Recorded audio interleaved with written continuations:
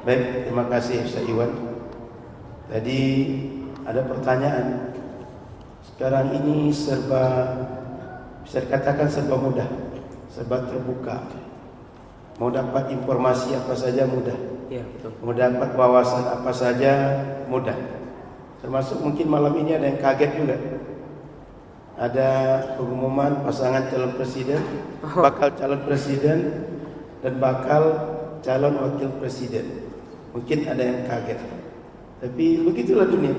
Setiap saat kalau semuanya mau kita ikuti, mungkin kita tak bisa bernafas. Karena banyak hal yang tiba-tiba rupanya mengagetkan kita. Rupanya tidak menyenangkan kita. Rupanya membuat kita tidak semangat menatap berbagai hal yang ada depan kita.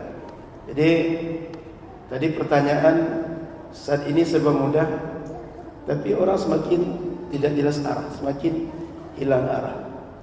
Poin pertama yang ingin saya sampaikan adalah kita selaku muslim punya tujuan, punya target untuk berada di dunia ini. Kita ini bukan orang yang sedang bingung, bukan orang yang sedang tidak jelas mau ngapain, tidak jelas ada di mana, tidak jelas setelah ini mau ngapain. Kita ini orang-orang yang hidupnya jelas, orang-orang yang hidupnya punya target, orang-orang yang hidupnya punya visi, orang-orang yang kehidupannya jelas mau ngapain. Setiap kita yang muslim ini minimal hari ini kalau tidak tahu dalil, setiap ada orang mati, kita yakin setelah mati itu hidup tak selesai. Tapi kita yakin mereka yang meninggal akan pindah ke alam barzakh. Di alam barzakh akan ada hisab, akan ada pertanyaan malaikat Munkar dan Nakir, akan ada nikmat, akan ada azab kubur. Setelah mereka di alam barzakh, itu akan panjang perjalanan berikutnya. Ini akidah dasar kita, ya? Akidah dasar kita. Jadi setiap muslim ini orangnya punya target hidup, pandangan hidup, visi hidup, target hidup yang dia sudah jelas mau ngapain.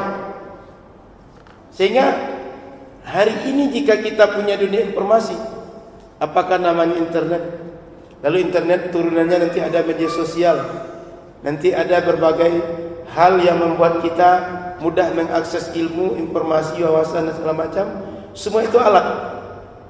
Alat ini dia akan menjadi berfungsi dengan baik atau tidak baik, bermanfaat atau mudarat, tergantung user, tergantung siapa yang mengakses, tergantung orang yang mengakses niatnya apa, tergantung orang mengakses tujuannya apa. Maka semua media yang kita punya, mulai dahulu TV yang hitam putih. Ini abang-abang mengalami nggak TV yang hitam putih dulu? Kami sempat mengalami ya? Sempat mengalami. Mulai dari TV hitam putih dulu, parabola yang satu kampung mungkin punya cuma satu. Ya. Nonton rame-rame. Setengah 3 tunggu pilek di RCTI. Dulu TVRI awalnya. Sudah itu sampai sekarang yang sangat terbuka sekali. Di zaman saya SMP punya HP, lalu punya SIM card itu berharga sekali. Dan masih saya tahu waktu itu SIM card 1 jutaan harganya. Sekarang saya katakan SIM card itu tak ada harganya. Dari dulu sampai sekarang semua alat komunikasi itu dia alat. Sama dengan pisau. Pisau kalau seandainya kita gunakan mengiris apel, kentang, wortel, kita makan setelah itu. Tapi kalau taruh di orang nadi, enggak perlu pisau, silet kecil saja, sembilu kecil, selesai urusan di situ. Alat. Maka kalau ini kan alat komunikasi ini cuma alat ya. Tapi sebenarnya mereka para ulama, ilmukah namanya atau wawasankah namanya, dari dulu sudah disebarkan oleh para ulama, disebarkan oleh orang-orang yang berpikiran, orang-orang yang punya visi hidup. Tapi dahulu memang tak terbuka sekarang.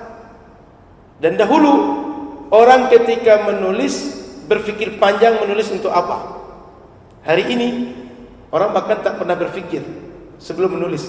Tapi setiap yang ada di pikiran dia tuliskan. Maka kadang-kadang isinya media sosial kita Ustaz, Iya.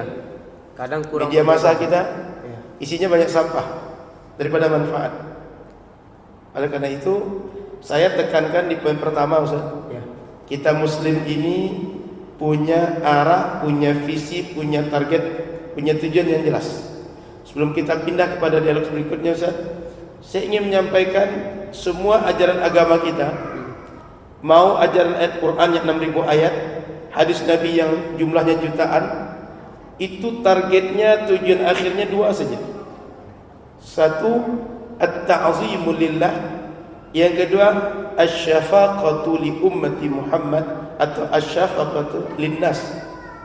Dua target, dua tujuan, dua muara dari semua ajaran agama ini.